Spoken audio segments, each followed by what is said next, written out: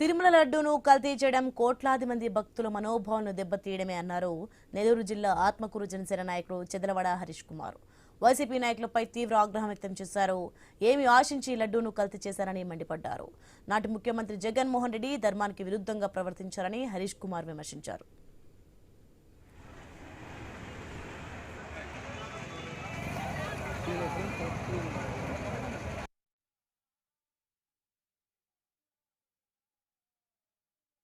Overall గా 233 కోట్ల అవినీతి జరిగింది. నేను మీ అందరిని ఒకటే ప్రశ్నిస్తున్నాను, ఈ అవినీతి చేసిన మహాముదురుల్ని దేవుడికే శటగోపురం పెట్టాలని ట్రై చేసిన వైసీపీ నాయకులను నేను ఈరోజు ఒకటే ప్రశ్నిస్తున్నాను. మీకు ఎన్నిట్లోనో స్కాములు చేశారు, ఎందుకు ఇలా హిందూ దేవుడి మీద పడి మా వెంకయ్య స్వామి మీద పడి ఆయన ప్రసాదాన్ని కూడా అపచారం చేసి మీరు ఏమి కావాలని కోరుకుంటున్నారు? హిందువుల్ని దైవత్వం నుంచి దూరం చేయాలని ఏమైనా కోరుకుంటున్నారా మీరందరూ?